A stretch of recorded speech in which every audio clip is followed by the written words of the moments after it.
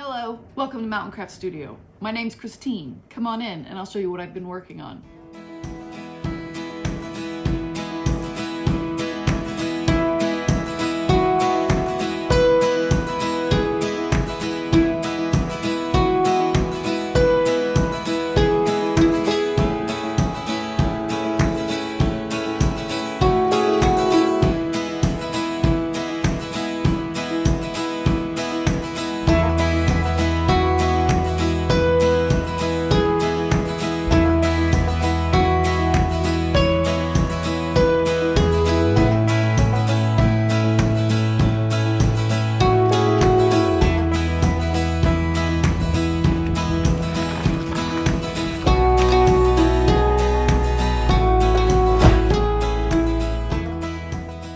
Well, hello, Flosstube friends.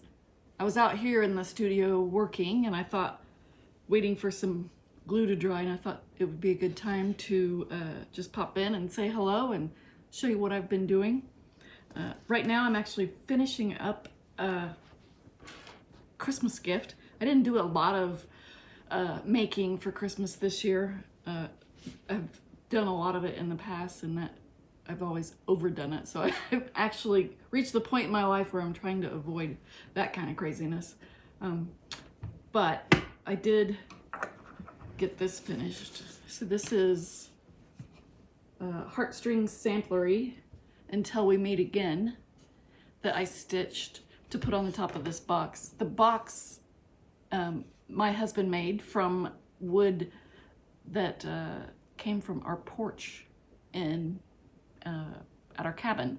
When we bought the cabin, the porch, it was in the front part of the porch was in pretty serious disrepair. So we had to take up the floorboards and replace them. Of course, they were beautiful old boards that had been on there, and so he saved them, and he's made several things out of it. This box, we've a couple cabinets on the wall, and so it's been a good recycling project. I added some feet, the little owl feet to the bottom, and then I also added some hardware here on the corners. This is going to be a memory box. My daughter actually lost a really close friend about 1.5 years ago, which kind of inspired me to do this, and so I'm finishing it off so that she can keep her little keepsakes in it. The inside right now, I'm working on what's going on the lid, but the inside I just lined with some fabric on a piece of mat board, and so I'm making another one to go on the top, and this one will have some ribbon going across, kind of like this,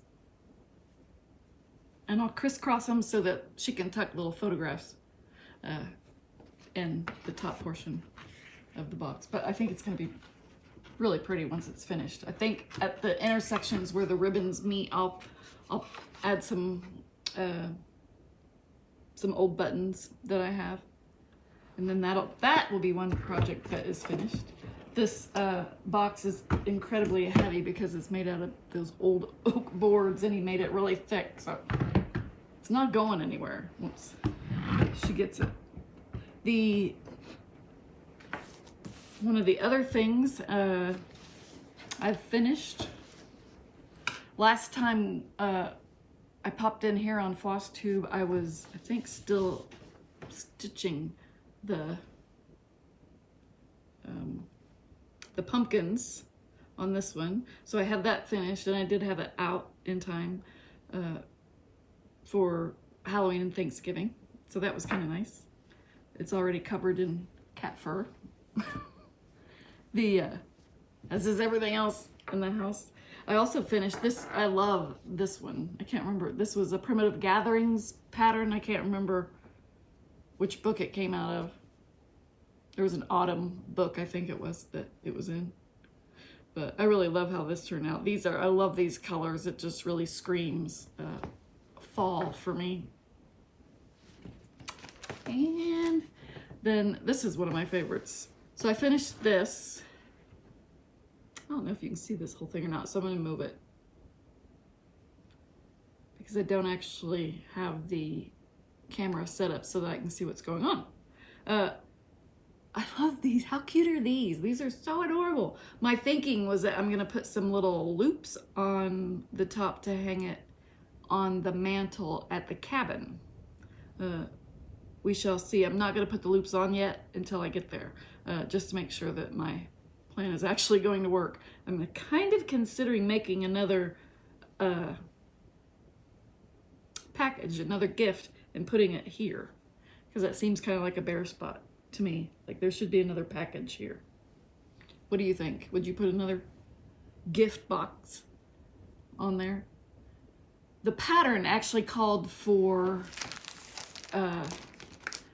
initials on either side, and I just left those off. I didn't really feel like that was something that I needed to have on this piece. But I'm glad to have this one finished too. I really enjoy wool applique. I really do. It's just, I love the feel of the wool, and I like the primitive look that you get. And it's so easy. It's just a very relaxing project to work on. Let's see, what else? So then I had a little bit of an issue with my long arm, and I had to get it repaired. Notice that dirty look that I just gave it. So anyway, so when I first got it repaired, I wanted to make sure it was running properly, and I wanted to just something small to throw on and make sure that it worked. And so I finished this little quilt. This is one that I had leftover blocks from, gosh, one of the first quilts I ever made, probably in the first 3 anyway. Yeah, probably within the first, maybe the 3rd quilt I ever made. And so I've had these blocks forever, and when I moved, I decided it was time. I didn't really have a place for them to go once I got here, and I said, that's it. They're getting made into something. And so I threw this top together, not knowing what I would ever do with it. And so I found a fabric in my stash to put on the back, and I just stitched it with some Baptist fan quilting. And then I'll insert a picture here. I found out that it makes a nice little roof for Rosie's condo. She's very much a sky is falling dog. She has lots of things that scare her, and so that anything draped over the top of the crate, we figured out, actually makes her more secure. So for now, that's where this is going. But it also gave me an idea of a quilt I want to make with dogs on the sides in order to custom fit it to her condo that would look like her. It's little dogs in sweaters. Actually, I think that's the name of the pattern, is dogs in sweaters. But how cute would that be? My husband just sighed. So I have a few new starts I thought I'd share with you, along with half of the rest of the world. I started working on this little guy. I'm almost finished. Just have some snowflakes and some details. This is if you haven't seen it already, it's Rudolph and Friends by Brenda Gervais. Adorable little ornament. I think he's super cute. So I'll get this one done probably, I'm sure I'll get it done this weekend. Today's actually Saturday. It's Saturday afternoon. So that will happen for sure.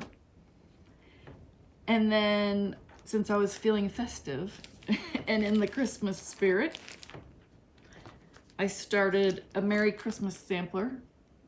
I've had this in my collection for a while and waiting to be done. So I've started it, but I'm not in a big rush. I don't need it to be done by Christmas. I just wanted to do it. So that I want it to be done in time so I could pack away my Christmas. That would be helpful, so that I could pack it with it. That would be fun. So a little report on Agnes.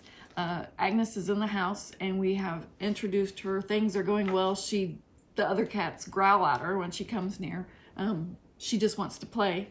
But we put up an old Christmas tree that we found in the basement that was left here when we bought the house. And we put it up a couple of days ago. I wanted to see if the lights would work on it. Of course they don't. But I had been hesitant to put a lot of Christmas decoration out because Agnes just is, she wants to sniff and touch, and she's one of those cats that pushes things off ledges all the time. And I thought a tree will be a disaster. But surprisingly, she's not really paid any attention to the tree. I think part of it is that she's still too busy checking out other parts of the house and worried about what the other cats are doing, and she just wants to play. But I would say between now and Christmas, she's definitely, there's no doubt in my mind, something's gonna happen. I didn't put any ornaments on. It's just a tree. So, I'm not crazy. I just want to see how well she'll do with it. So far so good. I have to give her some props on that. She's been to several specialists, veterinarians, and unfortunately the problem she has with her nose, ear, throat area, it causes her to snort like a pig when she's eating her food. She also does this horrible hacking sound a lot. She sneezes. Makes just odd, really, I can't even really describe it. I call her Snuffleupagus half the time because she's just got all this going on. Unfortunately, that's just how she's gonna be because there's not really that much they can do for her. So it's, you know, she'll be okay. She's gonna be prone to having infections all the time, and so I just got to keep a really close eye on her, and I'll just run around with the Kleenex and wipe her nose whenever I, you know, like a toddler. So other than that, she's fine. She's very, very sweet. So on Thanksgiving, I decided I was gonna go ahead and start coming to America because since my ancestors named on the chart, it figured I should feel obligated to do it. So I decided to go ahead and start it. I think I am going to make some changes from what the chart says. Down at the bottom, the name of Plymouth, historically it was spelled with an I, so I think I'll probably go ahead and do it that historic way. And then I'm not sure, I may change the Cape Cod up at the top. We'll see. Other than that, I think I'm definitely gonna highlight Mary Brewster, my ancestor, with a different color for her name. But other than that, I think I'm doing everything the same. I'm definitely using all the same colors and the same fabric. So I only stitched on this Thanksgiving weekend, and then I moved on to the Christmas things. But I'm looking forward to doing this one. I love all the colors. And so I mentioned that I was starting this to Tammy Blaylock, the Creative Country Girl, and she is so sweet. She made this bag for me. Look at this project bag. It has the fabric that was available that matched that chart. How sweet is that? It's a beautiful bag. I really, really appreciate it, Tammy. That was the sweetest thing.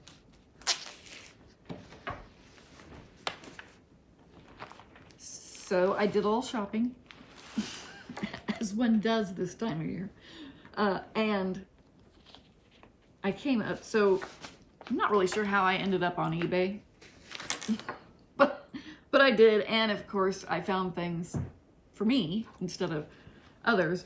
But I found this. This is, I'm actually going to include in my whip section. So this is the Abigail Burnham sampler. It's not the most beautiful sampler that you'll ever see as far as colors go. It's very primitive looking, and I think that's what attracts me to it. It's just very simple in its style, which I love. It looks like a little girl made this, right? So someone had already started it and had done a good deal of it, really. There's a lot of over one that somebody did for me right there. So I think what I'm gonna do, because I'm not crazy about the light colored fabric, but this is all DMC, and I think I'm going to consider doing some type of stain on it once it's finished to make it look old. But the previous stitches, they're not perfect, but they're good enough for me, and I think that'll just make it look a little bit more like a childhood sampler. So I thought that was a great find. I was pretty excited about that.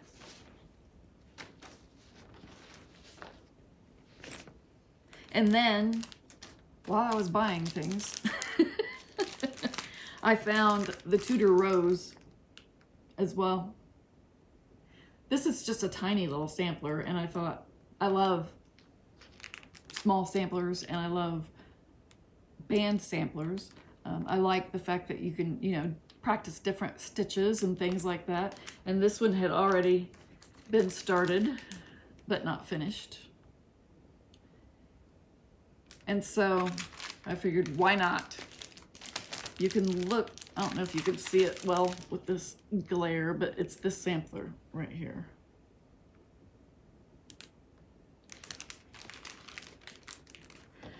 So that'll be a fun one to add to my list. This one is one of those that you could just pick up and do anytime, like a, I consider almost a palette cleanser between other projects, because you can only do the one row and then move on to something else. And then finally, I have plans. So if you haven't already started watching Dawn over at Morning Glory Needleworks, you really need to get over there. She does a wonderful job of teaching, and on her videos in the drop down box she always puts the timestamps, so that if you don't want to listen to certain things, or if you're looking for something in particular, you can go straight to it, and she does a wonderful job at that. But she almost always in her videos will teach some kind of stitch that I've never heard of or whatever. And so I've been watching her from the beginning. We also like a lot of the same things, historical samplers and that sort of thing. So I thoroughly, and I think she's under 1,000 subscribers. So if you're not subscribed already, get over there and hit subscribe, because she has just published this this chart. This chart is basically a book.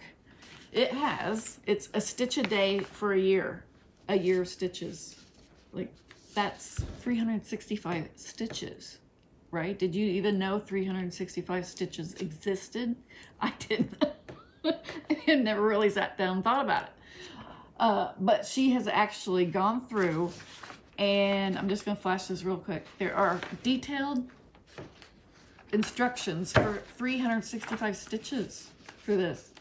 And obviously you can change the colors and do whatever you want.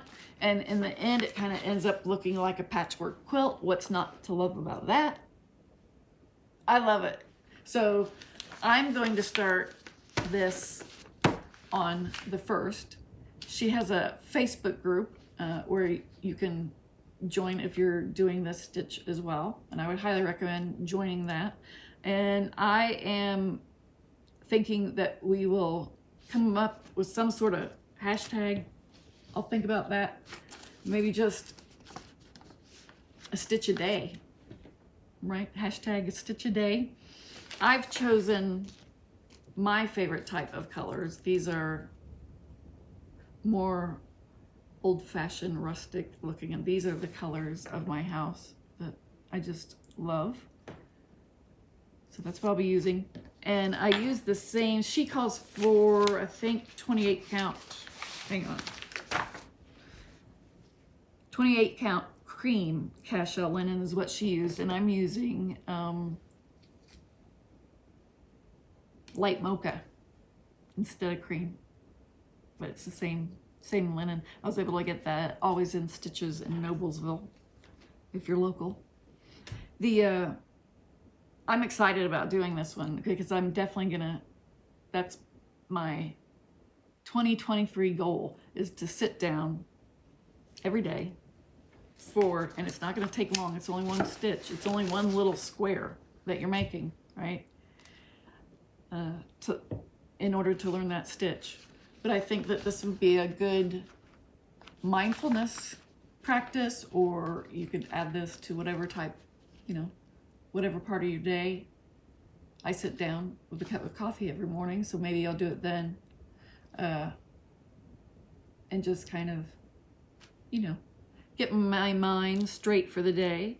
But I'm very excited about this. And for the price, this is, I mean, it's, I can't remember what the price was that she had on it now, but she should have charged probably double, because it's a book, basically, instead of a chart. Like, nowhere else are you going to get this. And nowhere else can you then go and look at her YouTube channel and she'll show you how to do it too. It really is just a fantastic pattern.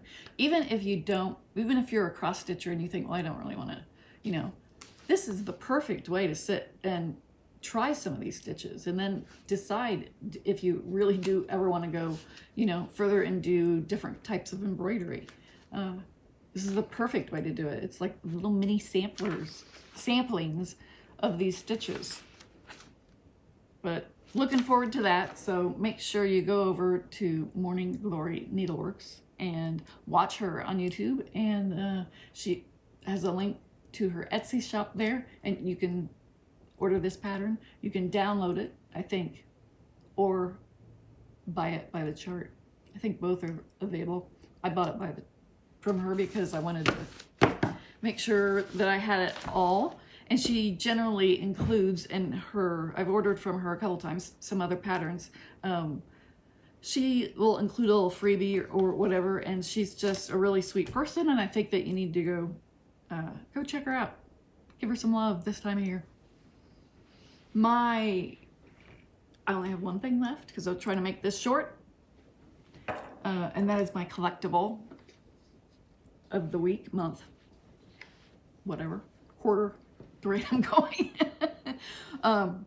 But I think I have shown most of my sewing boxes that are here at this location. So I think I'm going to move on to my collection of spool holders. And so I have quite a few of those. This is what started it out. My mom gave me this for Christmas one year. I think it was Christmas. But I just love it. It has, you know, the little things for putting your spools on. It still has the original pin cushion, which I love. And then the little drawer, you know. This is just the perfect little thing to sit next to your stitching chair whenever you're sitting there stitching. And I did check, and these will hold 103s. But we were looking at some of these things. My husband has recently taken to a lot more woodworking, and he has bought a lathe. And so I'm always coming up with ideas of, you know, things he can make. And I think I'm gonna have him make some of these because I think that would be fun. I think I could come up with some neat ideas for the pin cushion too. Maybe some felted wool or something like that. That would be fun, I think. Anyway, I think that's it for the day. I just wanted to pop in and say hello and Merry Christmas, Happy Holidays to everyone out there. And hopefully I'll see you again before the first of the year. See ya.